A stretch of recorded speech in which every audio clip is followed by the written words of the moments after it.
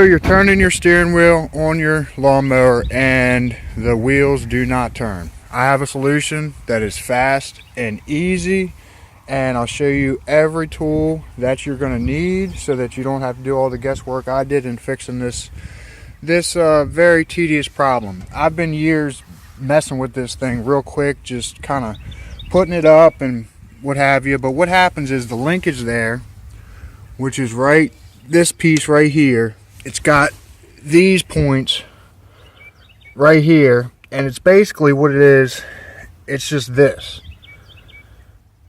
And what'll happen is it'll wear out, as you can see right there. So both of mine finally wore out. I have both of them here, and I'm just going to basically show you how to replace them. It's pretty simple, straightforward, but there are some things that I'm going to show you here that will make it a lot faster.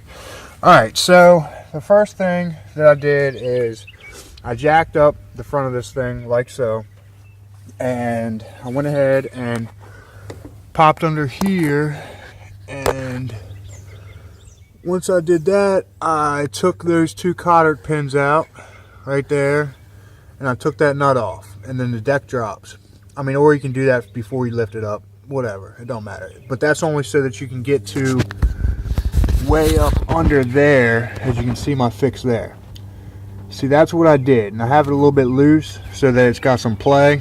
And those two nuts on top, basically what they are is I lock them, and I'll show you that little trick here in a second as well. But on each of the where the ball joints previously were, what I did is I just drilled right through them.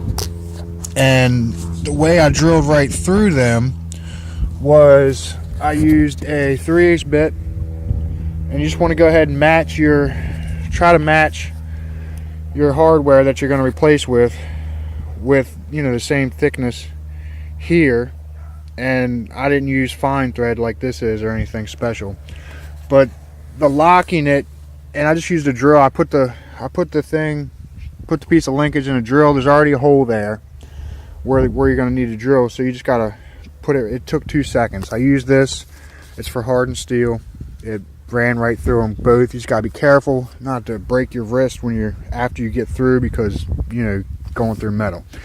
All right, and I mean, you can use these and a hammer when you're getting your cotter pins out. The way I do it is I'll just kind of tap them and then yank them right out of there. So, and that one bolt, it requires a 14, that one nut requires a 14 millimeter deep socket, or socket. And the way that I did it is I went ahead and I used this extension and the wrench just so I had more room. I was out here undoing that as opposed to trying to do it all up in there. The two wrenches that I used, if I can recall, I think I used a 9/16 and a 15 millimeter to lock these. And when I say lock them, let me see here. Pretty sure that's right. Yep, that's what I used.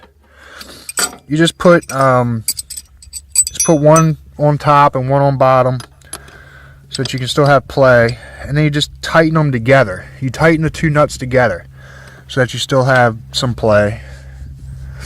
And I mean, it works fine. It works really good. And it's quick, it's easy. Well, you know what? It's not easy to get up under here to that. It's going to take a little bit. But you can see the way that I got it. I have the, it's all right there. Got that on bottom. And I think this one might go on top, but then, I don't know, you're going to be hitting this and stuff. So this just worked a little bit better for that. I got a couple of just washers there just to kind of like shear pins, shear washers, just to kind of take some of the brunt off of it. But yeah, I mean, it works fine, and it's quick. It's easy. I mean, it's not easy because of course getting in there, but if you lift it up like I showed you with like so, or something similar, it will make it a whole lot easier on you. So yeah, that's my quick fix to this very common problem with these things. So you don't gotta go out and buy a whole lot of stuff. The only thing you're gonna have to buy is, if you don't already have it, this and the 4 nuts and the 2 bolts. So thanks for watching. Don't forget to like, comment, share, and subscribe.